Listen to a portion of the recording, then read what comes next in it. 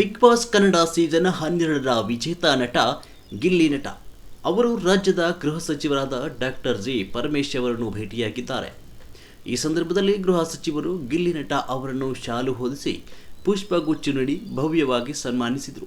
ಗ್ರಾಮೀಣ ಹಿನ್ನೆಲೆ, ಹಳ್ಳಿ ಸೊಗಡಿನ ಮಾತು, ವಿಶಿಷ್ಟ ಹಾಸ್ಯ ಶೈಲಿ ಹಾಗೂ ಸಹಜ ಅಭಿನಯದ ಮೂಲಕ ನಾಡಿನ ಜನತೆಯ ಮನ ಗೆದ್ದಿರುವ ಗಿಲ್ಲಿ ಬಿಗ್ ಬಾಸ್ ಕನ್ನಡದ 12ನೇ ಆವೃತ್ತಿಯಲ್ಲಿ ಆರಂಭದಿಂದ ಅಂತ್ಯದವರೆಗೂ ಗಮನ ಸೆಳೆದಿದ್ದರು.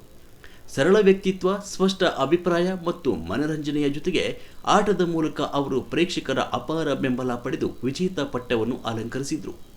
ಈ ಸಾಧನೆಯನ್ನು ಮನೆಗಂಡ ಜಿ ಪರಮೇಶ್ವರ್ ಅವರು ಗಿಲ್ಲಿಯ ಪ್ರತಿಭೆಯನ್ನು ಮುಕ್ತ ಕಂಠದಿಂದ ಪ್ರಶಂಸಿಸಿದರು.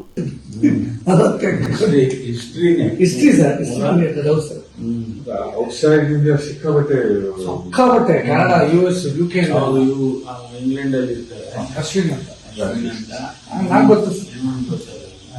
ಅಷ್ಟು ಫೇಮಸ್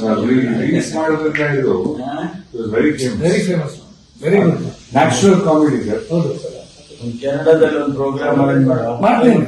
ಕನ್ನಡ 100% ಕನ್ನಡ ಮಾಡೋದು. ಮತ್ತೆ ಅಕ್ಕದ್ದು ಮಾಡಿಸಿ ಕನ್ನಡದಲ್ಲಿ ಒಂದು ಕೆನಡಾದಲ್ಲಿ ಒಂದು ಮಾಡಿ. ಈ ಸರಿ ನಮ್ಮ ತುಮಕೂರು ದಸರಾ ಬರ್ಬೇಕಪ್ಪ.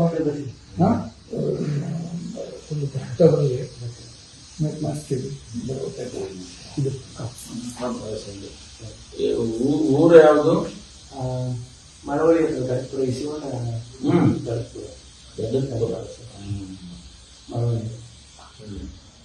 ಶಿವಣ್ಣ. ಶಿವಣ್ಣ ಹೌದಾ?